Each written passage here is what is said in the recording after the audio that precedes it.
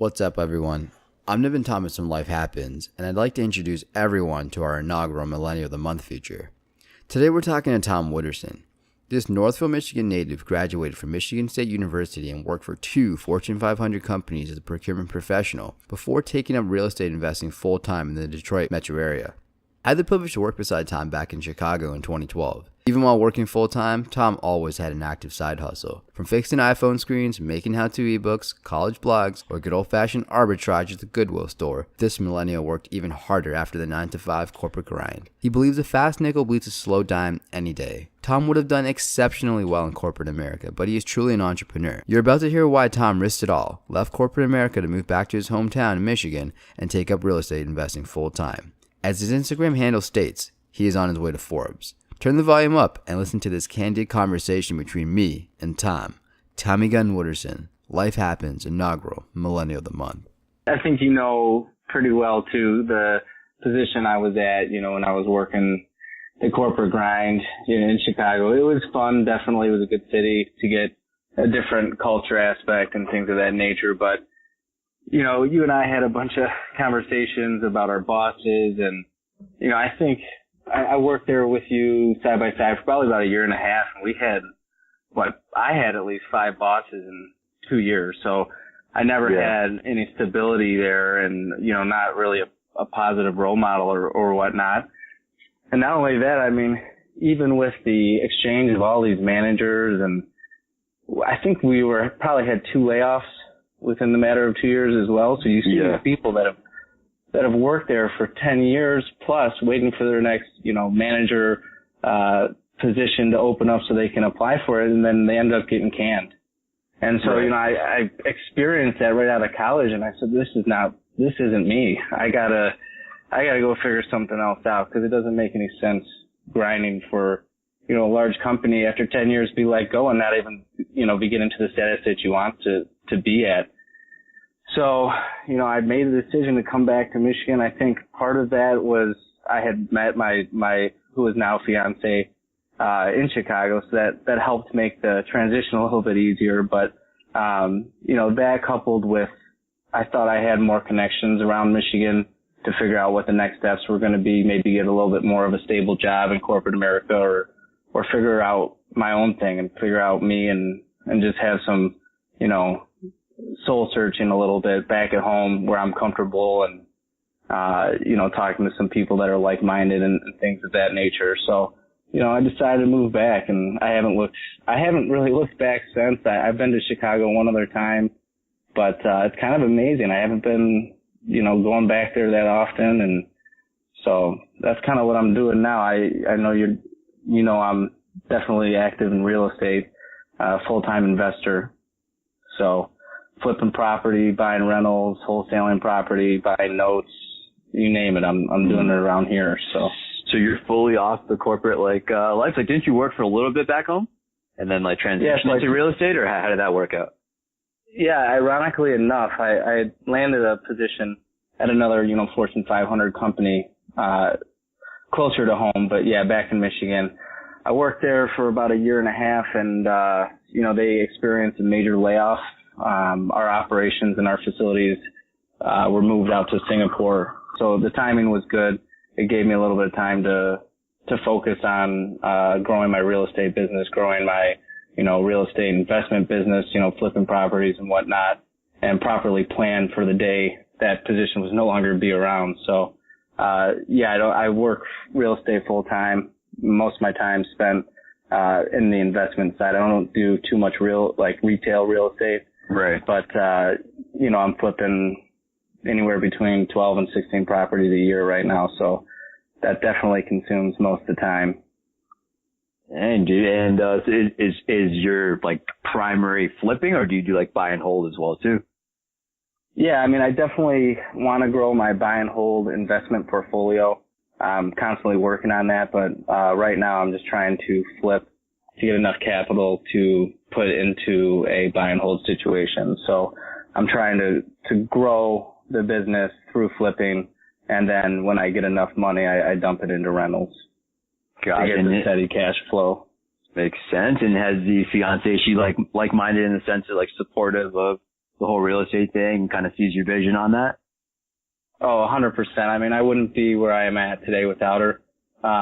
She's probably one of the most positive, supporting individuals I've ever met. Mm-hmm. She's a big fan. I don't know if you've ever read the book or the tapes of The Secret. Have you seen any of that? It's an amazing, it's an amazing outlook on life, and she's a big time believer of that, and it's kind of changed my perspective to, you know, the book goes back to the principles of if you can envision it and you keep positive about where you're going, it's going to happen. So she's really instilled that thought process in my mind, and it's really taken me to the next level. Tell me a little bit about like the whole transition from, you know, corporate to doing your own thing. So I kind of went through that. I did that once, and then now I'm like, you know, the next time I do it, it needs to be permanent, right? But I think we can both relate to, like, at one point it is kind of, it's a little nerve wracking, right? Because you go from the steady income, the certain lifestyle, right? You have X amount of money coming in, you know what you can afford to nothing, right? So like, tell me about like how you kind of prepared for that, to go from, you know, salary in the bank every 2 weeks to I don't know what my salary is going to be, what my profit's going to be, right? How hard is that transition, and like, you know, how are you adapting to that? I mean, it's definitely a scary transition. I'm still scared. It's not like I'm over that fear. It's a fear that keeps me up every night, you know. But one of the big learning tools that I did originally, right before I took the step, and like I said, I was fortunate enough to be able to prepare because I knew I was going to be let go at a certain date, right? So I started finding some mentors, figuring out how they properly prepared for that leap. And, you know, one of the biggest advices that I received was figure out how much you need to make per day to continue the lifestyle you're living.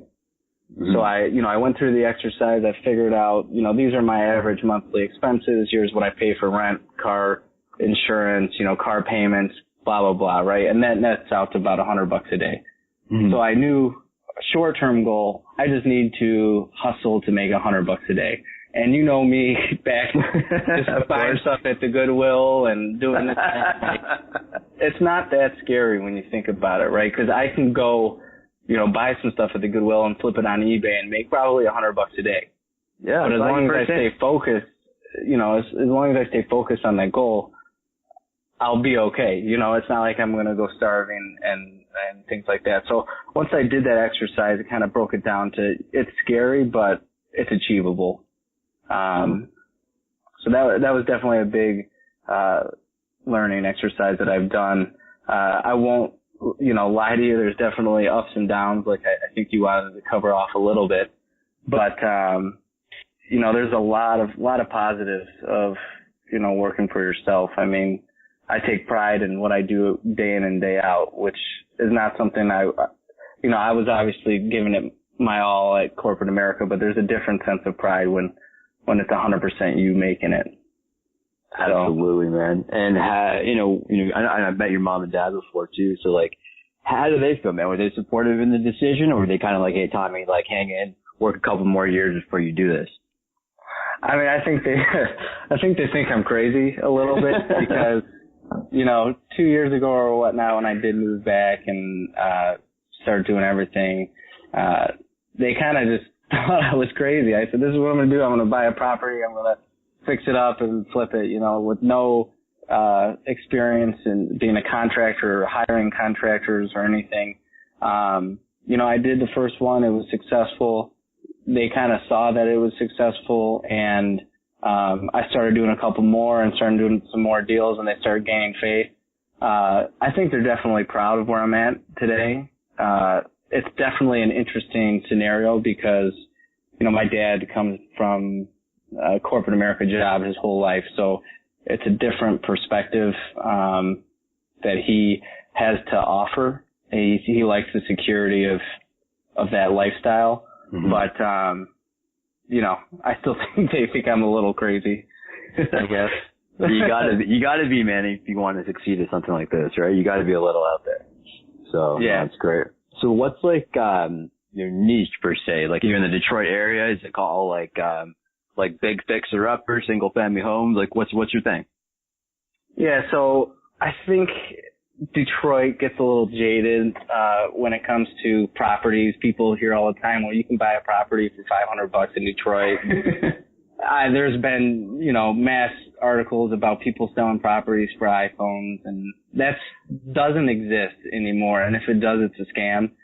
So don't fall into that. I mean, Detroit somewhat gets a bad rep, but I invest in counties that are probably 25 to 30 miles outside of Detroit. Okay. And they're entry-level homes for a first-time home buyer or someone that's going to be jumping up to the next level.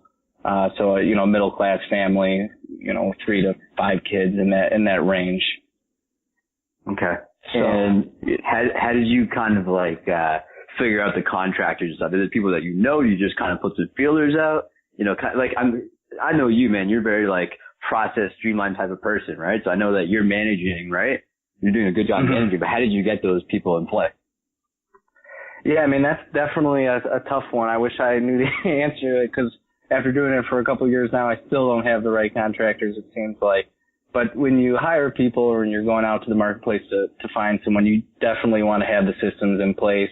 Like you were mentioning, I'm a big systems person. So there's criteria that I have that my business and myself have when we're evaluating contractors. Small things like, do they have insurance? That's something that if they don't have it, it's a red flag. You probably shouldn't hire them. Right. If they're the lowest bidder by a lot, there's probably a reason they are the lowest bidder on that job or, whatever trade you're having done. And you might not want to go with them. So you got to look at warning signs and have certain criteria that you're looking for. And as long as you can check all the boxes, you should be somewhat safe. There's always issues that come up, but I like to imagine you're somewhat safe. So in the last couple of years of doing this, man, what's been your biggest lesson? The one thing that probably totally fucked up and you're just shit. I'm not going to make this mistake again. Oh, there's so many of them.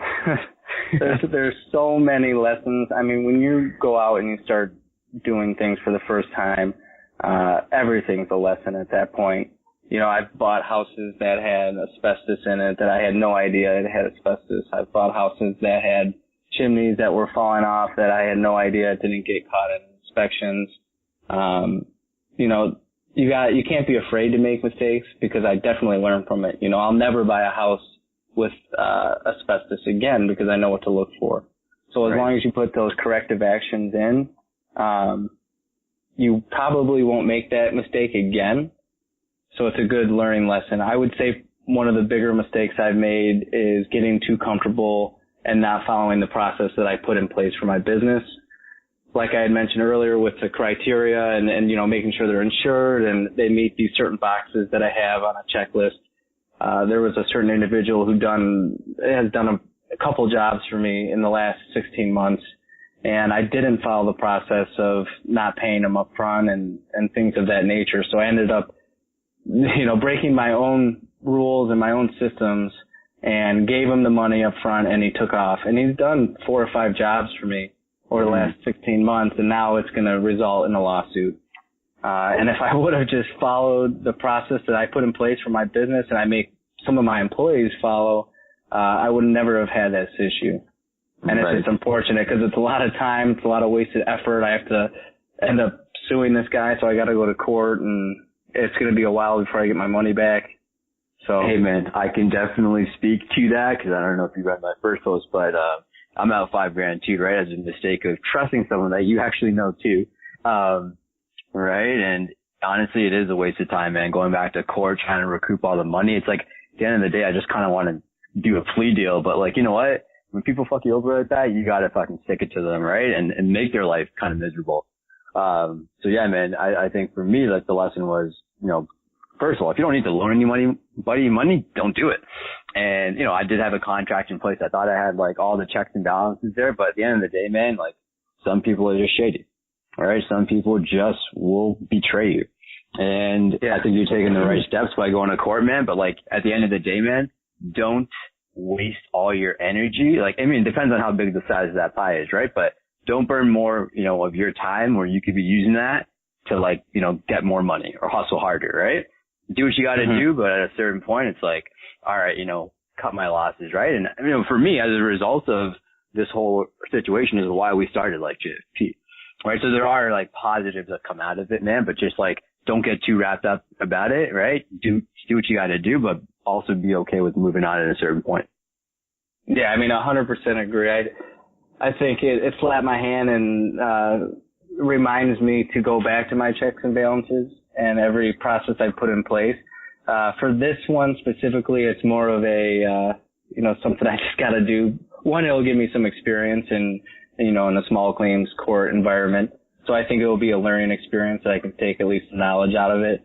But it's principle. I mean, I don't want people having the inclination that they can just take my money that I worked hard for.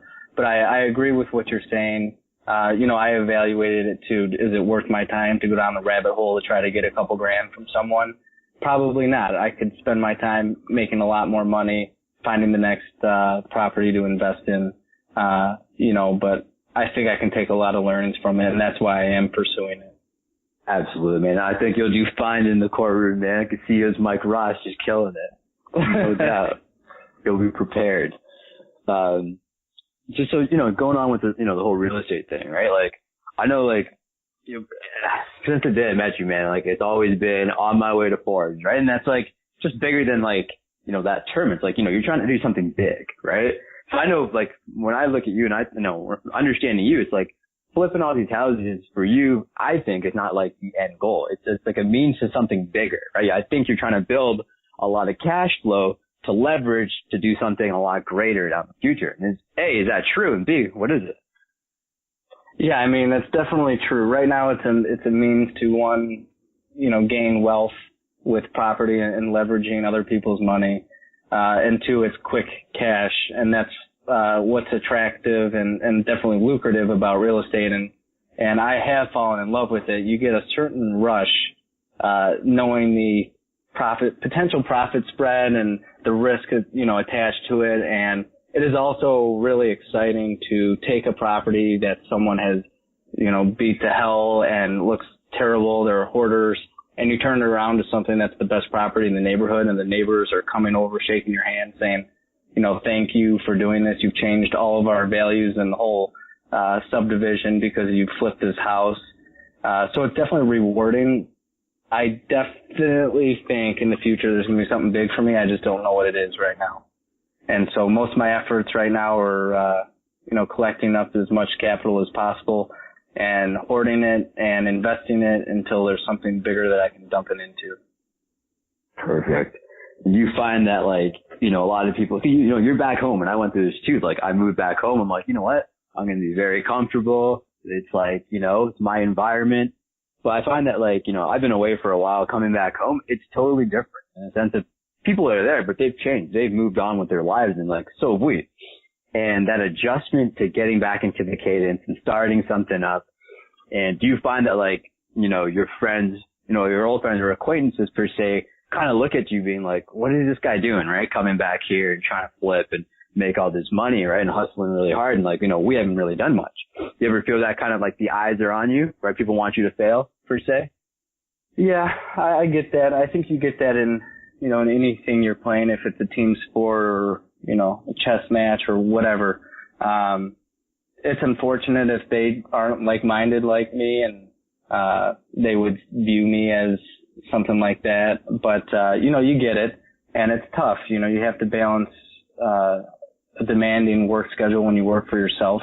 I'm working around the clock. I'm sure you guys are too. And to balance that with friendships, sometimes work takes priority. And friends don't understand that, and that's a challenging conversation to have. Mm-hmm. But, if they know you well enough and they respect what you're doing and see that you're out to better yourself, then hopefully at the end of the day, they respect that. And if they don't, then they probably aren't worthwhile to keep around anyways. I'm a big proponent of surrounding yourself with like-minded individuals and finding a couple mentors that are going to take you to the next level. Because those guys aren't scared to have those conversations and push you, and they understand how, the grind and they'll help you reach that next level quicker.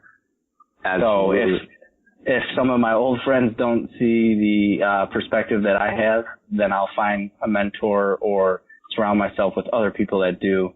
And that's what I've been doing for the last 2 years. I mean, I've been networking my ass off to meet people that are just absolutely crushing life. And you start hanging around with them and you think you work hard until you meet some of these people, and it just will blow your mind. Totally agree, man. And I can relate to that too. Like, I do have kind of like a coach or like, a mentor per se, and it's every Sunday, 1:30, get on the calls, like what happened in the week, right? Whether it's business, relationships, family, and it's just someone, right, who's not objective, who could just look at you, call out your bullshit, but also help you get there, right? To that next level. And I totally agree of, surrounding yourself with like-minded people, right? My partner and this child, like, we're very like-minded, but at the same time, we're polar opposites in terms of our opinion and our views. But we both have that hustle. We want to get shit done and just be ourselves and provide a lot of value to people. So, on that point, how did you find your mentors? I obviously being in the real estate and investing world, I research on Facebook and, meetup.com and things like that. And we start seeing some groups around the area of people that are going out and doing real estate full time and that are crushing it. And so you go there, and as awkward as it is, you just start shaking hands with everyone, and you find the person that's crushing it the most, and then you attach to them and you figure out how they're crushing it, what they do on a daily regimen, how many, what time do they wake up, what's their schedule look like, how do they keep organized and things like that. And you learn everything you can from them. And like you said, no one's going to keep you accountable in business when you work for yourself, but yourself, unless you have a mentor who you're open with, you share goals with, and they can call you, like you said, on a Sunday, and they say, well, you were supposed to have 5 deals done this week. How many did you do? And they will keep you accountable. It's no BS. There's no frill in between. It's hard numbers, and it's definitely a strategy I would recommend anyone to incorporate in their business. Doesn't matter what business they are, but find someone that keeps you accountable to your goals, your weekly goals, monthly, yearly, you name it. Perfect, man. No, totally agree there.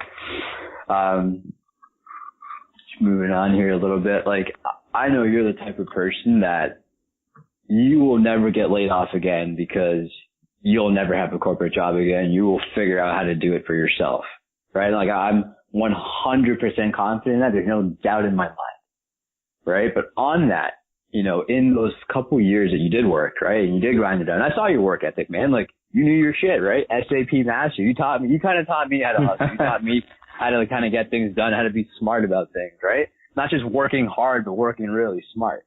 And, I'm sure that you grabbed a lot of that. So, like, if you could take, like, the top 1 or 2 things that, like, corporate's actually, even as much as, like, I know you're not going to go back to corporate and you're beyond it at this point, well, what are the top things that you've actually taken from corporate and incorporated into the whole entrepreneurial lifestyle in real estate, into, your business? I mean, I think the biggest thing you can take away from a corporate America type position would be your systems that they have instilled in their company. And you see how a company can still function from a high level, and it might have 50,000 employees. But the reason they're successful and they're able to grow and have grown is because of the documents that they put in place to allow them to do that. You know exactly like I know, back when we were crushing SAP for Diageo and doing this, there were certain procedures that we had to follow. And once you understand that those have to be in place from your business when you first start so that you can scale, you learn that and you will scale a lot faster. I mean, I have 2 full-time employees that work for me now, and it was very challenging to get them to do tasks that I thought were very easy and it should be common knowledge. But until I realized the fact that you start incorporating systems like a corporate America, Fortune 500 company would do, and give them work instructions point by point that dumbs it down for them, they won't be able to figure it out unless you do that for them. And that's been the biggest takeaway that I've learned. What about your management style? Like, what, you said you have 2 employees now, right? And I know you were an employee before. So what is your management style to your 2 guys right now? or girls? I am hard nosed, I would say. Not too crazy. I mean, if they need to take a day off or something, I'm relaxed on that. I have strong goals for them because I'm a big 10X fan. I don't know if you know Grant Cardone or any of those guys, but you want to set the bar really high because if you don't hit it, you're at least going to fall somewhere farther than you thought you were going to, fall. So, my management style's hard nosed. It's pretty data driven. And I also reward them with bonuses. So it gives them and incentivizes the employee to go above and beyond because they'll get paid. And have you seen that come through in the last couple of years in terms of these guys really stretching? Well, it's probably been, I've had one employee for a year now, and then I just hired another one on a couple months back. And I've definitely, you see the will and the power to keep pushing through when you incentivize them and you put bonuses on certain metrics.